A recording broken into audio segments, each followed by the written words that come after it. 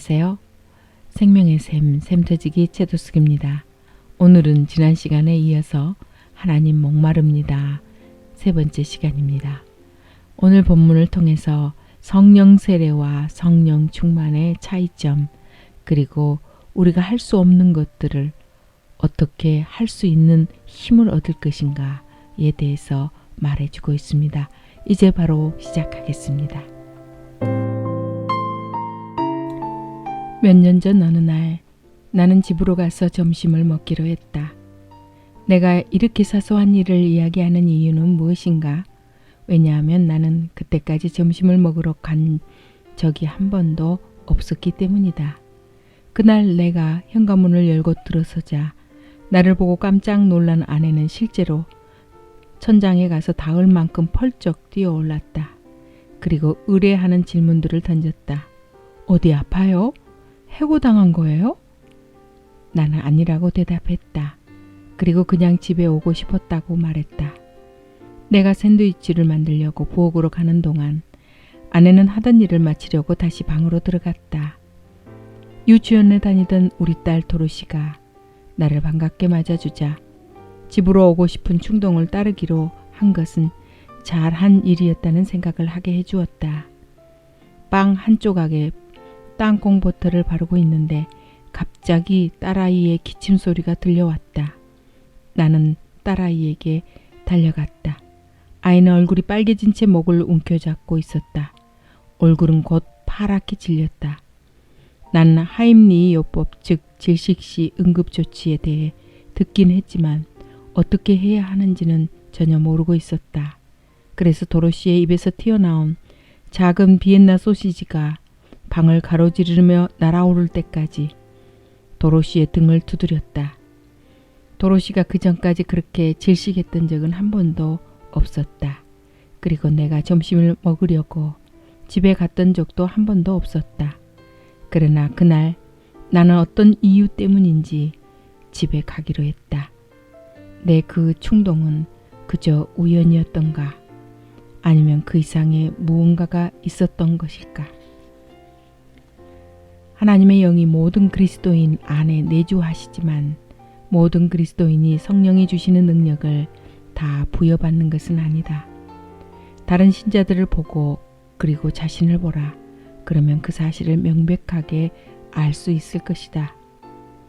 내가 알고 있는 대부분의 그리스도인들은 활기 없는 기도 생활을 하고 있으며 끊어버리지 못한 한두 가지의 습관들에 얽매여 있고 생각이나 말을 제어하지 못하고 자신에게 해를 가한 사람에게 원한을 품고 있고 주일 아침을 제외하고는 하나님을 거의 생각하지 않는 삶을 살아가고 있다. 그러나 좀 다른 그리스도인들도 있는 것 같다. 다른 사람들이 씨름하고 있는 것과 같은 문제거리들이 그들에게는 없는 것은 아니다. 그러나 그들은 그런 문제거리들을 넘어서는 삶을 살아가고 있는 것처럼 보인다. 슬픔 속에서도 억제할 수 없이 솟아나는 기쁨과 공격을 받을 때도 흘러넘치는 사랑과 기대에 어긋나는 후퇴에도 불구하고 끊임없이 하나님을 기쁘시게 하려는 열망이 그들에게서 나타나는 특징이다. 그들은 기도에 대한 기적적인 응답을 정기적으로 경험한다. 그들이 말할 때 사람들은 실제로 하나님이 그들을 통해 말씀하시는 것이라고 생각하게 된다. 우리가 위기에 처할 때 그들이 바로 우리가 기도 요청을 하게 되는 사람들이다. 왜냐하면 그들은 마치 하늘과 직접 연결되어 있는 것처럼 보이기 때문이다. 내가 이야기하는 이런 그리스도인들을 아마도 알고 있을 것이다. 사실 나는 당신이 그런 사람을 이미 마음속에 그려보고 있을 것이라고 생각한다. 그런 그리스도인들을 다른 많은 그리스도인들과 다르게 만드는 것은 무엇일까? 그들 중 많은 사람들은 그들이 처음 회심했을 때와는 다른 일들이 성령이 주시는 능력을 부여받았을 때 일어났던 경험들을 이야기할 수 있을 것이다. 어떤 사람들에게는 그런 독특한 경험이 구체적인 시점에 일어나기도 한다. 위대한 복음 전도자 D.L. 무디는 자신에게 일어났던 그런 경험을 자세하게 이야기했다. 그가 이미 그리스도인이었던 것이 분명했고 전도자로서 큰 성과를 거두고 있었지만 그는 하나님과 자신과의 관계 속에서 무언가가 빠져 있다는 느낌을 받고 있었다. 그는 좀 더 깊은 영적 친밀감과 능력을 간청하며 하나님에게 부르짖었다. 하나님은 무디의 그런 간청에 갑자기 그리고 극적으로 응답해 주셨다. 조르는 그런 마음이 아니었다. 나는 간청할 수 없었다. 하나님이 내게 하나님의 영으로 채워주시기를 늘 부르짖어 왔다. 그러던 어느 날 뉴욕시에 있었을 때였다. 아, 얼마나 놀라운 날이었던가. 그 일을 말로 설명할 수가 없다. 말로 표현하기에는 너무나 신성한 경험이었다. 사도 바울은 14년 동안 아무에게도 말하지 않았던 경험을 했다. 나는 하나님이 하나님 자신을 내게 계시하셨고 나는 하나님의 손이 그대로 머물러 있도록 구하지 않을 수 없는 그런 하나님의 사랑을 경험했다고 말할 수 있을 뿐이다. 나는 다시 설교하러 갔다. 설교는 다르지 않았다. 새로운 사실을 이야기한 것도 아니었다. 그러나 수백 명이 회심했다. 나는 온 세상을 다 준다 해도 그 복된 경험을 하기 전에 나로 되돌아가지 않을 것이다. 온 세상도 그 경험에 비하면 저울 위에 올려놓은 작은 먼지에 불과하다. 이런 경험을 성령 세례 또는 제2의 복 또는 성령 충만이라고 부르는 사람들이 있다. 어떻게 부르건 간에 성경의 가르침뿐 아니라 다른 그리스도인들의 증언들은 구원받을 때 이외에도 성령을 추가적으로 경험하는 일들이 일어날 수 있다는 사실을 보여준다. 그러나 그것이 왜 필요한가? 구원 당시 성령을 받는다면 성령이 기본적인 꾸러미의 일부라면 왜 추가적인 성령을 더 경험하려 하려는 것일까? R.A. 토레이는 이 질문을 다루면서 다음과 같은 흥미로운 비유를 사용했다. 새 생명을 얻은 모든 사람에게 성령이 있다는 것은 분명하다. 그러나 성령이 신자의 마음속에 감추어져 있는 성소 어느 곳에, 다시 말해서 의식적인 경험에서 멀리 떨어진 곳에 물러나 거하시는 경우는 많다. 말하자면 손님이 와 있다는 사실을 거의 의식할 수 없는 한쪽 구석 후미진 곳에 손님을 머물게 하는 것과 손님에게 집안에 있는 모든 것을 다 점유할 수 있게 하는 것은 전혀 다른 일인 것처럼 성령을 우리가 별로 의식할 수 없는 우리 존재의 어느 숨겨진 성소에 거하시게 하는 것과 성령이 집안의 모든 것을 다 점유하실 수 있게 해드리는 것은 전혀 별개의 일이다. 다시 말해서 우리 안에 거하시는 성령을 거의 의식하지 못하는 것과 성령으로 충만하거나 또는 성령 세례를 받는 것은 전혀 별개의 일이다. 그러므로 새 생명을 얻은 모든 사람에게 성령이 있는 것은 사실이지만 성경이 성령의 은사, 성령의 세례 또는 아버지의 약속이라고 말하는 것이 새 생명을 얻은 모든 사람에게서 다 나타난 것은 아니다 라고 말하는 것은 정확하게 맞는 말이다. 나는 토레이의 주장에 전체적으로 동의하는 반면 그가 사용한 용어에는 다 동의하지 않는다. 앞장에서 보았듯이 모든 그리스도인은 아버지께서 약속하신 선물인 성령으로 세례를 받는다. 그러나 모든 그리스도인이 다 성령으로 충만해지는 것은 아니다. 성령으로 충만해지는 것이 모든 사람들에게 가능한 일이긴 하지만 일부의 사람들만이 그 경험을 하게 된다. 그렇다면 성령 충만은 어떤 것인가? 신약 성경을 읽다 보면 성령 충만에 대해 언급하고 있는 구절을 약 15번에 걸쳐 나오는 것을 보게 될 것이다. 성경에서 성령 충만은 두 가지 방법으로 사용되고 있는 듯하다. 사도행전을 기록한 누가는 구원 당시 일어나는 성령으로 세례받는 것을 묘사하기 위해 성령으로 충만해진다 라는 표현을 종종 사용했다. 예를 들면 사도들에게 오랫동안 기다렸던 성령이 임한 것을 묘사하기 위해 그 표현이 사용된 것을 볼 수 있다. 저희가 다 성령의 충만함을 받고 성령이 말하게 하심을 따라 다른 방언으로 말하기를 시작하니라. 성경에는 성령으로 세례를 받는 것에 대한 언급이 7번 나오는데 그중 그 경험을 명령하고 있는 경우는 한 차례도 없다고 말한 사람이 있다. 성령으로 세례를 받는 것은 각 사람이 구원받을 때 하나님이 그 사람을 위해 하시는 일이다. 반면에 성령으로 세례를 받았다 해도 자동적으로 성령으로 충만하게 되는 것은 아니다. 우리는 성령의 통제를 받을 것인지 성령 외에 다른 것의 통제를 받을 것인지를 끊임없이 선택해야 한다. 예를 들면 분노에 휩싸여 본 적이 있는가? 그것이 어떤 것인지 아마 잘 알고 있을 것이다. 직장 동료나 배우자나 자녀로부터 화가 침으로 오르게 하는 말을 듣는 경우 마음속에서 낮고 조용한 목소리가 입을 다물고 자제하라 라는 말을 듣게 된다. 그러나 화를 돋구는 그런 말을 그냥 지나가게 할 수 없다. 그래서 험한 말들을 쏟아놓는다. 그렇게 분노의 통제를 받고 있을 때는 성령의 통제를 받고 있는 것이 아니다. 리모컨을 들고 텔레비전 채널을 이리저리 돌리다가 다른 채널로 돌려야 한다는 것을 알면서도 그렇게 하기에는 너무 감질나게 하는 장면을 보게 되는 그런 경험을 해보았는가? 그렇게 정욕의 통제를 받고 있을 때는 성령의 통제를 받고 있는 것이 아니다. 우리는 매 순간 성령의 통제를 따를 것인지 말 것인지를 결정해야 한다.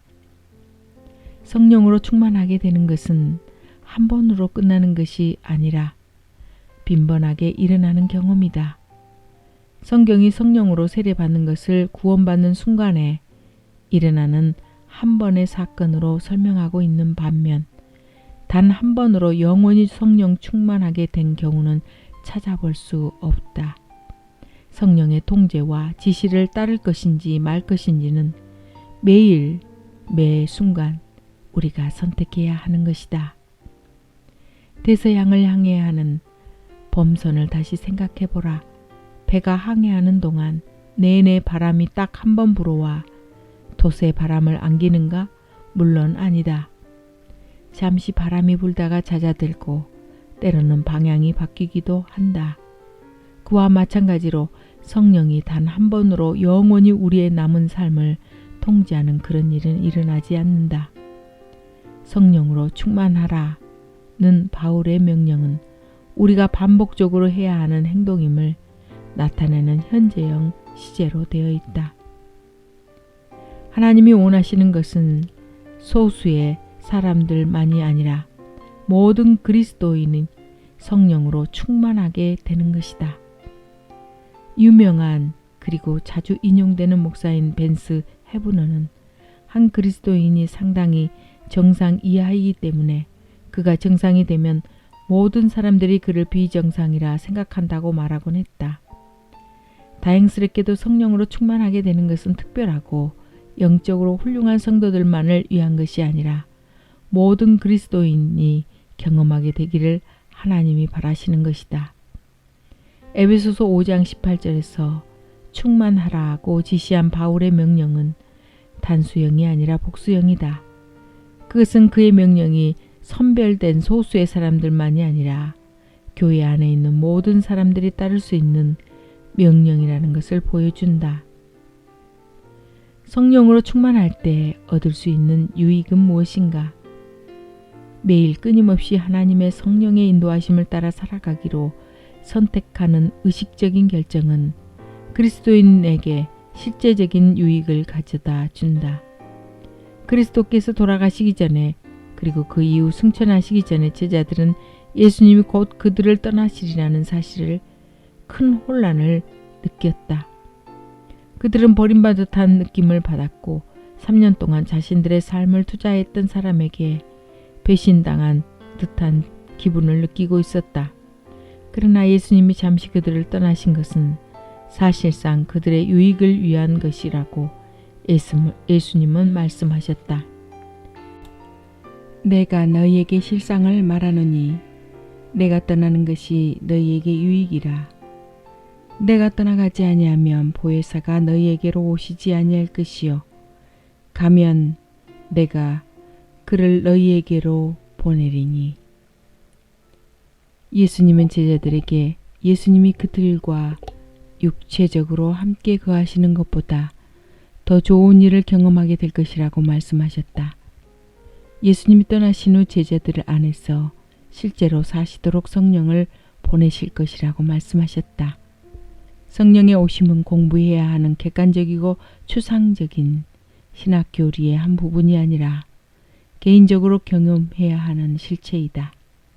성령은 제자들에게 그들이 그 이전에는 심지어 예수 그리스도와 함께 지내는 동안에도 결코 누려보지 못했던 기쁨과 평안과 영적 능력을 주실 것이다.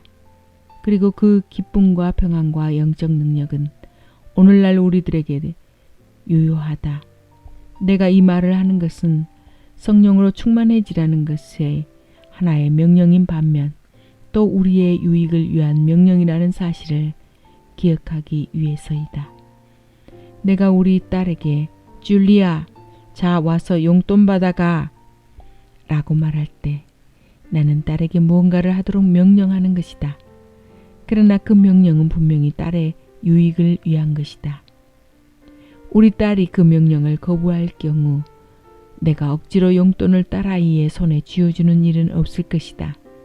나는 내가 딸을 위해 준비한 용돈을 그녀가 기꺼이 자발적으로 받아가기를 원한다. 성령으로 충만하라는 하나님의 명령은 그와 같다. 우리가 명령을 거부하고 우리의 능력으로 우리 마음대로 살기로 한다면 하나님이 성령을 통해 공급해 주시는 놀라운 능력과 성품들을 저버리는 것이 된다.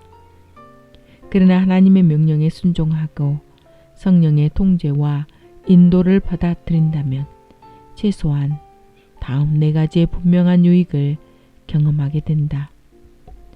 첫째, 유혹을 이기는 힘이다. 신약 성경은 모든 그리스도인들에게 2개의 엔진이 서로 경쟁을 벌이는 두 욕구가 있다고 분명하게 가르치고 있다. 오래된 엔진은 종종 옛사람 또는 옛속성이라 불린다. 이 세상에 태어날 때 우리는 하나님으로부터 우리를 멀어지게 하는 욕구들을 가지고 태어난다. 하나님이 그렇다고 말씀하실 때 우리의 옛속성은 자동적으로 아니오 라고 말한다. 그리고 하나님이 아니라고 말씀하실 때 우리의 속성은 그렇다고 말한다. 우리가 거듭날 때 하나님에게 순종할 수 있는 힘과 추진력을 갖게 하는 새로운 엔진을 하나님이 우리 안에 두신다.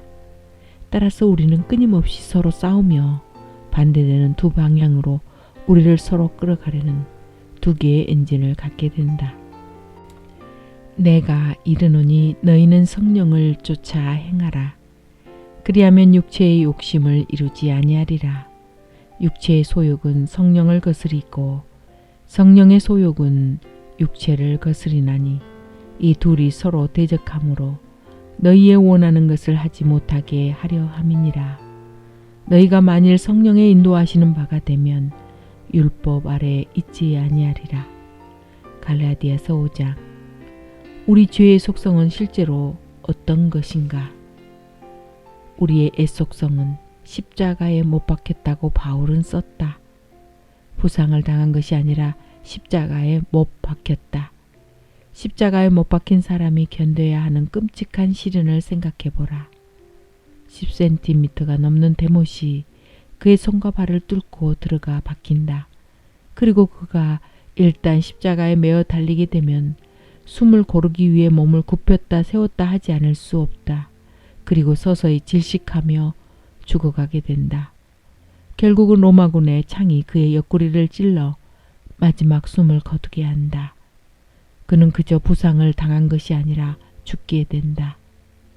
바울은 그리스도인이 될 때 우리의 옛 속성에 일어나는 일을 설명하기 위해 그 이미지를 사용했다.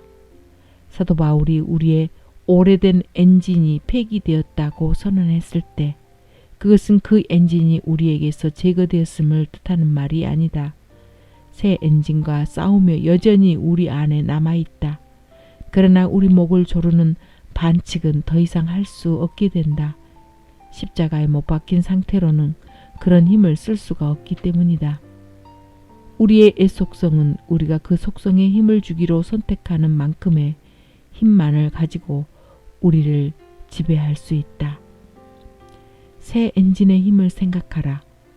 우리 애속성의 상태를 이해하는 것만으로는 충분하지 않다. 우리는 또 하나님이 우리에게 주신 새로운 힘의 위력을 고려해야 한다.